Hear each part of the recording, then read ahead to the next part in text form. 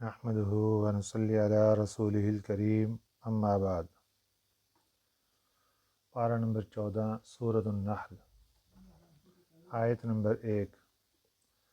اعوذ باللہ من الشیطان الرجیم، بسم اللہ الرحمن الرحیم۔ اتی امر اللہ فلا تستعجلوہ سبحانہ وتعالی عما یشرکون۔ ينزل الملائكة بالروح من أمره على من يشاء من عباده أن أنذروا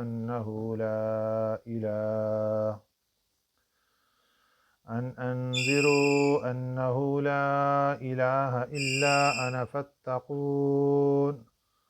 صدق اللہ العظیم۔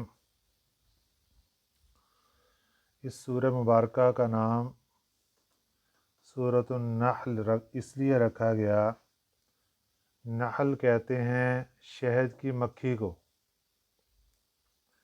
اس سورہ مبارکہ میں اللہ تعالیٰ کی توحید کے بہت سے دلائل بیان ہوں گے، اور ان توحید کے دلائل میں ایک شہد کی مکھی کا اللہ کی طرف سے بنانا اور اس سے اتنا عظیم الشان کام لینا، یہ بھی اللہ کی توحید کی بہت بڑی دلیل ہے۔ اس لیے اس سورہ مبارکہ کا نام سورۃ النحل رکھا گیا۔ اس سورہ مبارکہ کا ایک دوسرا نام سورہ نعم بھی ہے۔ نعم کہتے ہیں، یہ نعمت کی جمع ہے۔ اس سورہ مبارکہ میں اللہ تعالیٰ کی بہت سی نعمتوں کا تذکرہ ہوگا، اور وہ نعمتیں بھی اللہ تعالیٰ کی اس لیے یہاں پر ذکر ہوں گی کہ وہ بھی توحید کے بڑے بڑے دلائل ہیں، کہ انسان کے لیے وہ نعمتیں ہیں، اور اللہ کی طرف سے وہ توحید کی بڑی بڑی دلیلیں بھی ہیں، جن سے انسان اللہ کی ذات کو پہچان سکتا ہے۔ تو یہ دو نام اس سورہ مبارکہ کے آتے ہیں۔ یہ سورہ مبارکہ مکی صورت ہے، مکہ مکرمہ میں نازل ہوئی، اور یہ مکہ مکرمہ میں آپ صلی اللہ علیہ وسلم کا جو زمانہ تھا، دور تھا، اس کے بالکل آخری زمانے میں یہ سورہ مبارکہ نازل ہوئی۔ آپ صلی اللہ علیہ وسلم نے مکہ مکرمہ میں لوگوں کو دعوت و تبلیغ کا سلسلہ شروع فرمایا، تو آپ نے یہ اعلان فرما دیا، جس طرح پچھلے انبیاء علیہ السلام کا اعلان تھا کہ لوگو اللہ کی بات مان لو، اگر نہیں مانو گے اللہ ناراض ہوں گے، عذاب آئے گا، تمہیں ہلاک کر دے گا، پکڑ آئے گی، سزا ہوگی۔ یہ لوگ مذاق اڑانے لگے، کہاں ہے سزا، کہاں ہے پکڑ، کب آئے گی؟ تو اللہ تعالیٰ نے اس سورہ مبارکہ کا آغاز ہی ایک ہیبت ناک اور خطرناک اعلان سے کیا۔ کیا فرمایا؟ بسم اللہ الرحمن الرحیم، شروع اللہ کے نام سے جو بڑا مہربان بہت رحم کرنے والا ہے۔ اتی امر اللہ، اتی آ پہنچا، امر اللہ اللہ کا حکم، فلا تستعجلوہ تم جلدی مت مچاؤ۔ جس حکم کو بار بار تم کہتے ہو کب آئے گا، وہ اللہ کا حکم قریب آ پہنچا ہے، اس لیے تم جلدی مت مچاؤ۔ یہ عذاب کے انکار کرنے کی ایک صورت تھی، کب آئے گا؟ اللہ فرماتے قریب ہی آ گیا، جلدی مت مچاؤ، جب آئے گا اور تمہیں کچل کے رکھ دے گا۔ اس سے ایک مراد تو یہ ہے کہ جو عذاب وہ مانگتے تھے وہ ان کے اوپر پھر آ گیا، کہ آپ صلی اللہ علیہ وسلم کے آخری زمانے میں یہ سورہ مبارک نازل ہوئی، اور سن 2 ہجری میں، ہجرت کے دوسرے سال میں، غزوہ بدر کے اندر ان کے بڑے بڑے سردار اور باقی 70-72 افراد وہاں مارے گئے۔ تو یہ ان کے لیے عذاب نہیں تو اور کیا ہے، کہ مکہ مکرمہ کے چھوٹے سے شہر سے اتنے لوگ وہاں پہ مارے گئے ان کے۔ دوسری تفسیر مفسرین اکرام فرماتے ہیں کہ اس سے مراد قیامت ہے۔ अल्लाह फरमाते हैं अता अमरुल्लाहि फला तस्तअजिलूहु, अल्लाह का हुक्म करीब आ पहुँचा है, फला तस्तअजिलूहु, तुम जल्दी मत मचाओ। क़यामत करीब आ चुकी। ये अब क़यामत करीब कैसे कि पूरी दुनिया की अगर उम्र को देखते हैं कि जब से अल्लाह ताला ने इस दुनिया को बनाया वहाँ से बनाकर तो इस दुनिया की आखिरी नबी हज़रत मोहम्मद सल्लल्लाहु अलैहि वसल्लम को अल्लाह ताला ने भेजा। तो जब आखिरी नबी आ गया तो अब तो क़यामत ही आएगी, और नबी तो कोई नहीं आएगा। तो आप सल्लल्लाहु अलैहि वसल्लम का आना ये भी निशानी है कि क़यामत करीब आ चुकी है। सुबहानहु, वो ज़ात पाक है, व तआला, और बुलंद है, अम्मा युशरिकून, उनके शरीक बतलाने से। अल्लाह की ज़ात के साथ मुशरिकीन मक्का बुतों को शरीक बतलाते थे, कभी किसी चीज़ को शरीक बतलाते थे। अल्लाह ने उसका फ़ैसला फरमा दिया, सुबहानहु, वो अल्लाह की ज़ात पाक है, व तआला, और बहुत बुलंद है, अम्मा युशरिकून, उनके शरीक बतलाने से। अब इसके बाद अल्लाह ताला अपनी कुदरत की बड़ी बड़ी निशानियाँ दिखा रहे हैं। फरमाया युनज़्ज़िलुल मलाइकता, उतारता है, अल मलाइकता, फरिश्तों को, मुराद फरिश्तों से फरिश्तों की जिन्स हज़रत जिब्राईल अमीन अलैहिस्सलातु वस्सलाम है। बिर्रूह, रूह से मुराद यहाँ पर वही है। उतारता है फरिश्तों को वही के ज़रिए, मिन अमरिही, अपने हुक्म से, अला मन यशाओ, जिस पर चाहे, मिन इबादिही, अपने बंदों में से। आप सल्लल्लाहु अलैहि वसल्लम की नबूवत का इनकार कर रहे थे, अल्लाह ने आप सल्लल्लाहु अलैहि वसल्लम की नबूवत की गवाही दी कि ये तो अल्लाह की चाहत है कि अल्लाह फरिश्तों को जिस पर चाहते हैं वही देकर भेज देते हैं। ये तो अल्लाह का इख्तियार है। और वही क्या मुश्तरका रही, अन अनज़िरो, ये कि तुम डराओ, अन्नहु ला इलाहा इल्ला अना, कि बेशक नहीं कोई माबूद मगर मैं है। अल्लाह की ज़ात पैगम्बरों के पास वही लेकर भेजी गई, अल्लाह ताला ने भेजी वही कि लोगों को बता दो कि मेरे सिवा कोई माबूद नहीं है। फत्तकून, इसलिए मुझसे डरो। फत्तकूनी के नून के नीचे जो ज़ेर है वो ये बतला रही है कि यहाँ पर असल में था फत्तकूनी, तो मुझसे डरो। अब आगे नेमतों के अंबार और नेमतों की बहुत बड़ी फहरिस्त, और फिर इसमें ये सब के सब अल्लाह की तौहीद के दलाइल। खलक़स समावाति वल अर्ज़, पैदा किया आसमानों को, वल अर्ज़, और ज़मीन को, बिल हक़ की, ठीक ठीक। यहाँ ये बात याद रखें कि इस सूरह मुबारका का मज़मून तो शुरू हुआ कि मुशरिकीन मक्का का एतराज़ था, तो इसलिए, लेकिन कुरान पाक हम मुसलमानों की हदायत और रहनुमाई के लिए है। इसलिए यहाँ पर जो बात भी ज़िक्र की जाएगी, नकल की जाएगी, उसमें हमारे लिए हदायत और रहनुमाई का सिलसिला मौजूद है।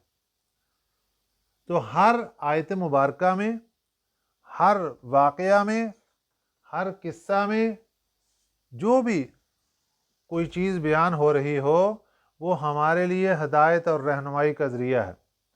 इसलिए अब ये जो अल्लाह ताला की तरफ से नेमतों की बहुत बड़ी फहरिस्त बयान की जा रही है, इसमें भी हमारे लिए हदायत और रहनुमाई है कि हम अल्लाह की ज़ात को पहचानें। ये अल्लाह ताला की तौहीद के बहुत बड़े बड़े दलाइल हैं। सबसे पहली दलील, खलक़स समावाति वल अर्ज़, चूँकि ये जो कायनात है जिसके अंदर हम रहते हैं, इसके अंदर दो बड़ी चीज़ें हैं। हमारे ऊपर जो छत है वो है आसमान की, और हमारे लिए अल्लाह ने जो फ़र्श बिछाया उसको ज़मीन कहते हैं। तो अल्लाह ने सबसे पहले हमारी जो छत है आसमान उसका जिक्र फरमाया, और फिर हमारे लिए जो अल्लाह ने फ़र्श बिछाया ज़मीन जिसको बोलते हैं उसका जिक्र फरमाया। क्या फरमाया, खलक़स समावाति वल अर्ज़, पैदा किया आसमानों को, वल अर्ज़, और ज़मीनों को, बिल हक़ की, ठीक ठीक। ताला, वो बुलंद है, अम्मा युशरिकून, उनके शरीक बतलाने से। کہ کہاں اللہ کی اتنی بڑی ذات اور کہاں ایک پتھر کی چھوٹی سی مورتی لے کر بیٹھ گئے اور اس کے سامنے سجدے کرنے لگے اور اس کو اللہ کا شریک بتلانے لگے۔ اس سے بڑی بےہودگی اور بے وقوفی اور کیا ہو سکتی ہے؟ اللہ نے فرمایا بہت بلند ہے ان چیزوں کا کیا جوڑ۔ خلق الانسان، اب اس آسمان کی چھت کے نیچے اور زمین کے فرش کے اوپر اس کائنات میں جو سب سے اعلیٰ مخلوق ہے اس کا نام انسان ہے، اور اسی انسان کو سمجھانے کے لیے ہی اللہ تعالیٰ یہ سب کچھ کر رہے ہیں۔ کیا فرمایا؟ خلق الانسان، پیدا کیا انسان کو، من نطفۃ، ایک بوند سے، ایک قطرے سے، پانی کا وہ گندا قطرہ جو انسان کا ابتدائی مٹیریل ہے، جہاں سے اللہ نے اس انسان کو وجود عطا فرمایا۔ اللہ اس کا ذکر کرتے ہیں اور انسان کو اپنی اصلیت بتا رہے ہیں کہ تیری اصلیت کیا ہے۔ ایک بدبودار قطرہ، ایک ناپاک اور گندا قطرہ، اس سے ہم نے تجھے اتنا اعلیٰ انسان بنایا، اور اپنی کارکردگی دیکھ کے تو کیا کر رہا ہے؟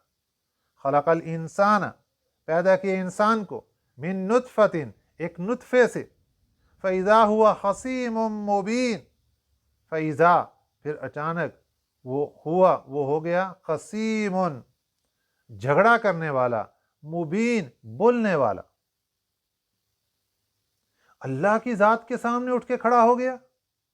اتنی بڑی بغاوت اور اتنا بڑا چیلنج کہ جس رب نے اس کو بنایا اسی کے سامنے کھڑا ہو گیا، اللہ کو نہیں مانتا، اس کی بھیجی ہوئی کتاب قرآن مجید کو نہیں مانتا، اس کے بھیجے ہوئے نبی، آخر الزمان نبی حضرت محمد صلی اللہ علیہ وسلم کا انکار کر بیٹھا۔ فَإِذَا هُوَ خَصِيمٌ مُّبِينٌ، اب یہ انسان اپنی اصلیت تو دیکھ، ایک گندے پانی کے قطرے سے تجھے پیدا کیا اور آج تو خصیم و مبین، جھگڑالو بن کے کھڑا ہو گیا اور بڑا بولتا ہے تو۔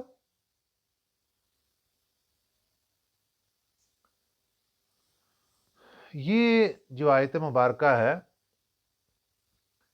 اگر اس میں دیکھا جائے تو ایک مسلمان کے لیے بھی بہت بڑا سبق ہے کہ ایک مسلمان کو اللہ تعالیٰ نے، ظاہر ہے ہر انسان کی پیدائش کا منبع اور مخرج وہی ہے سب کا، تو ایک مسلمان کو بھی اللہ تعالیٰ نے اس ناپاک قطرے سے بنایا اور اتنا خوبصورت انسان بنایا، اور پھر اس کو اللہ تعالیٰ نے یہ توفیق عطا فرمائی کہ اس کو مسلمان بنا دیا۔ پھر توفیق یہ ہو گئی کہ اللہ تعالیٰ نے اس کو آخری نبی صلی اللہ علیہ وسلم کا امتی بنا دیا، اس کو قرآن والا اور نبی والا بنا دیا، اور ان سب نعمتوں کے بعد اس انسان سے بھی یہ شکوہ ہے، اس مسلمان سے بھی یہ شکوہ ہے کہ یہ اللہ تعالیٰ کی کتنی فرمانبرداری کر رہا ہے، یہ اللہ تعالیٰ کی کتنی بات مان رہا ہے اور اللہ تعالیٰ کی کتنی بات کو جھٹلا رہا ہے۔ والانعام، پھر اب اس انسان کے لیے اللہ تعالیٰ نے جو نعمتوں کے انبار لگائے ان کا تذکرہ۔ والانعام، انعام کہتے ہیں جانوروں کو، چوپایوں کو۔ والانعام، اور چوپائے، خلقہا، پیدا کیا ان کو، لکم، تمہارے لیے۔ اللہ تعالیٰ نے چوپایوں کو تمہارے لیے پیدا کیا، جانوروں کو تمہارے لیے پیدا کیا۔ فیہا دفء، فیہا، اس ان میں، دفء، دفء کا معنی ہے اون۔ یہ جو بھیڑ ہے یا دمبا ہے، ان کی اون اتارتے ہیں، اور پچھلے زمانوں میں ان کی اون کو بہت زیادہ استعمال کیا جاتا تھا انسانی لباس بنانے کے لیے۔ تو اللہ فرماتے ہیں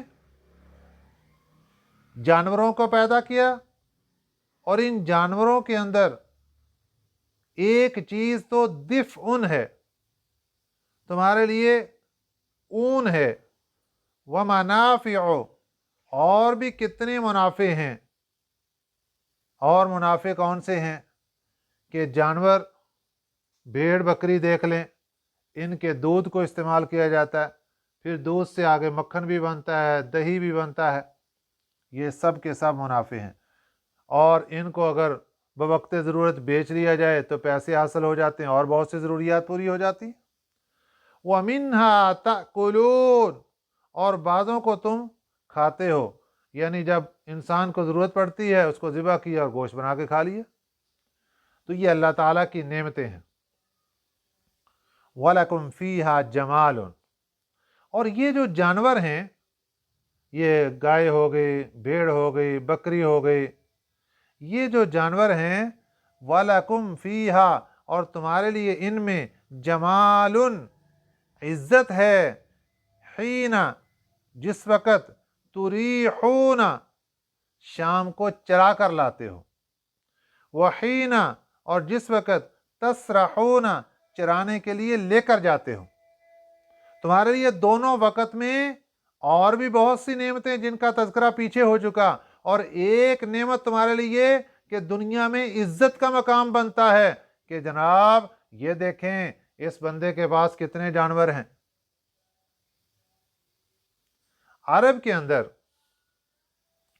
इस बात को बहुत बड़ा एजाज समझा जाता था कि इस बंदे के पास बकरियों का इतना बड़ा रेवड़ है, और आज भी ये एजाज समझा जाता है कि जिसने भैंसें रखी हैं, इसके पास 20 भैंसें हैं माशाल्लाह, इसके पास 50 हैं, इसके पास 100 भैंसों का बाड़ा बना हुआ। तो अल्लाह ताला फरमा रहे हैं वलकुम फ़ीहा, और तुम्हारे लिए इन जानवरों में जमालुन, इज्जत की चीज़ भी है, हीना तुरीहूना, जिस वक़्त तुम इनको चरा कर लाते हो, वहीना तसरहूना, और जिस वक़्त तुम इनको चराने के लिए लेकर जाते हो।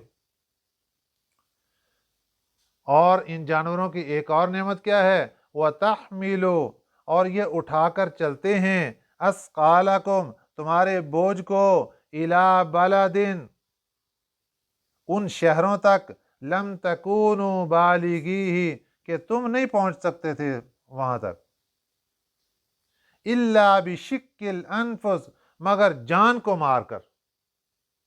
पहले तो इंसान जो जानवरों पर बोझ लाद के एक शहर से दूसरे शहर चला जाता है, ये इंसान सोचे तो सही कि अगर यही सारा बोझ इसको अपने कंधे पे उठाकर एक शहर से लेकर दूसरे शहर मुंतकिल करना पड़े और दरमियान में जानवर इसको ना मिले, इसका क्या बनेगा। तो ये अल्लाह ताला की कितनी बड़ी नेमत है कि इंसान को कंधे पर नहीं उठाना पड़ता, इंसान जानवर पर बोझ लाता है और वो जानवर एक शहर से दूसरे शहर पहुंचा देता।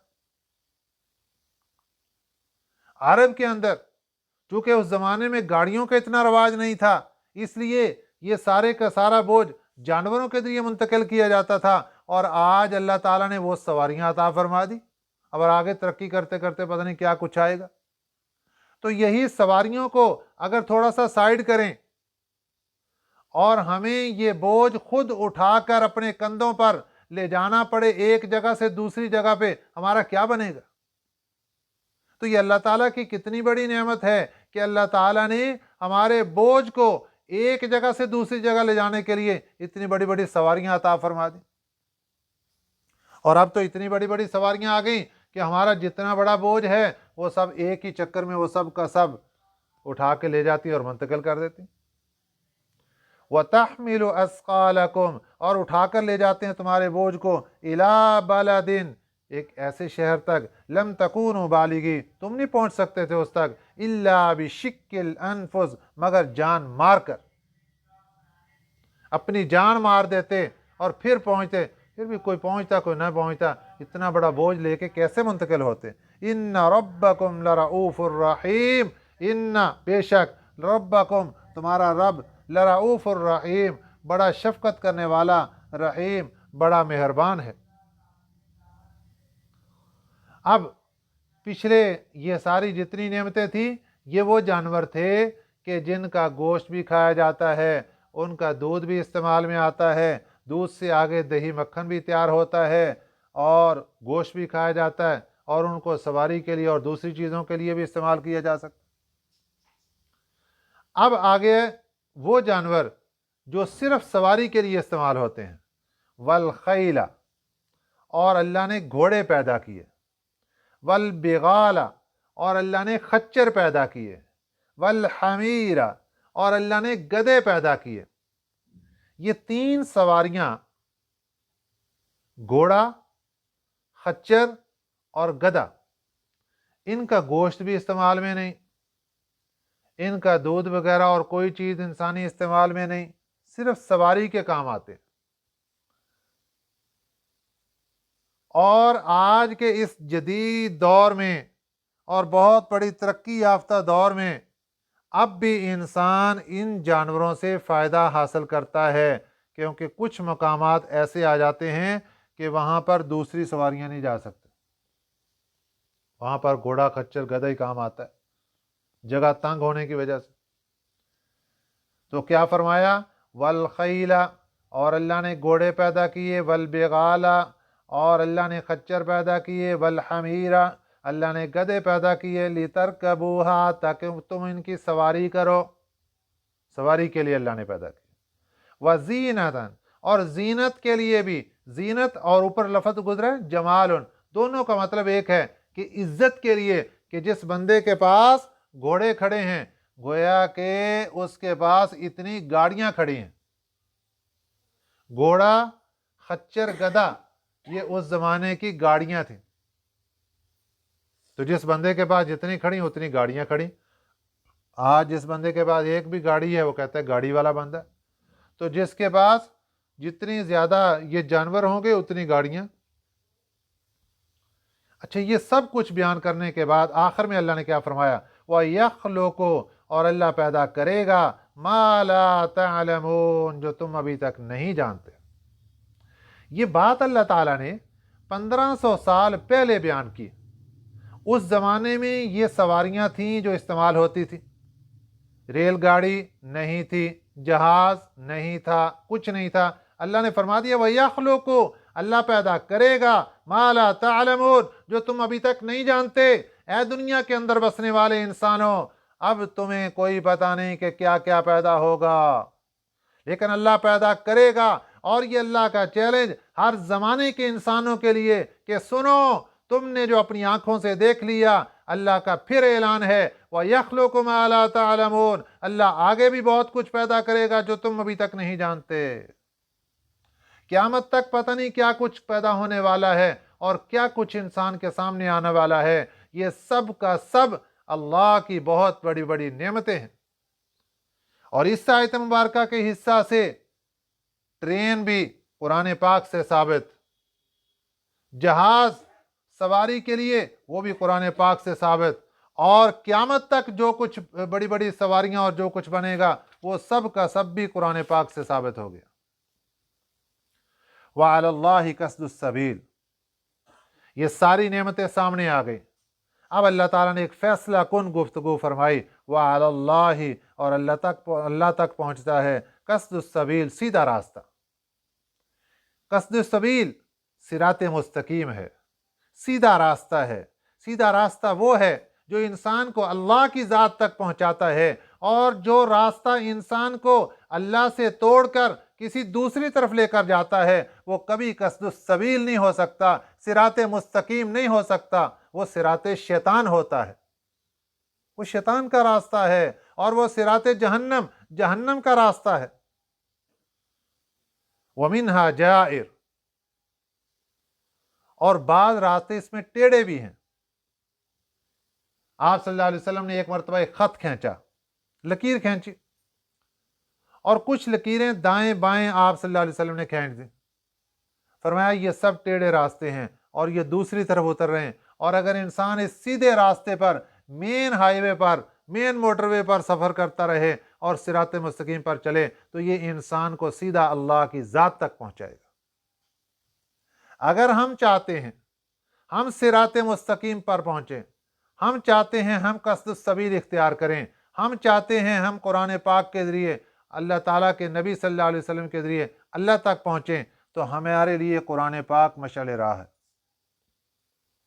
وَلَوْ شَاءَ لَهَدَاكُمْ، اور اگر چاہتا اللہ تعالیٰ تم سب کو ہدایت اللہ ہداکم تمہیں ہدایت دے دیتا اجمعین سب کو۔ اگر اللہ چاہتا تو سب کو ہدایت دے دیتا، اللہ کے تو اختیار میں تھا، لیکن اللہ نے دنیا کے اندر اختیاری رکھا ہے، کوئی زبردستی نہیں کی، بتا دیا یہ سیدھا راستہ ہے، یہ ٹیڑھا راستہ ہے، یہ جہنم کی طرف جانے والا، یہ جنت کی طرف جانے والا، یہ اللہ کو راضی کرنے والا، یہ اللہ کو ناراض کرنے والا، یہ شیطان کی طرف جانے والا، یہ رحمان کی طرف جانے والا، راستے بتا دیے، انسان کو اختیار دے دیا، اب تمہاری مرضی، جس پر مرضی چلو۔ اس کی مثال آج رمضان المبارک میں اللہ تعالیٰ نے دونوں راستے بتا دیے۔ اے مسلمان سن لے، تیرے اوپر رمضان المبارک کا مہینہ آیا ہے اور تیرے اوپر روزہ رکھنا فرض ہے، سکھ کے اوپر روزہ رکھنا فرض نہیں ہے، ہندو کے اوپر فرض نہیں ہے، پارسی اور مجوسی کے اوپر فرض نہیں ہے، یہودی اور عیسائی کے اوپر روزہ فرض نہیں۔ روزے کے بارے میں اللہ نے فرمایا یا ایھا الذین آمنو، اے ایمان والو، کتب علیکم الصیام، روزے تمہارے اوپر فرض ہیں۔ اور ایک مسلمان کو اللہ نے روزے کی فرضیت بتلا دی اور بتلا کر گویا کہ راستہ بتا دیا کہ اگر روزہ رکھو گے، اللہ کو راضی کر لو گے، یہ صراط مستقیم ہے، سیدھے اللہ تک پہنچو گے، اللہ راضی ہو جائے گا۔ اگر روزہ چھوڑ دیا، صراط مستقیم سے بھٹک جاؤ گے، صراط مستقیم سے اتر جاؤ گے۔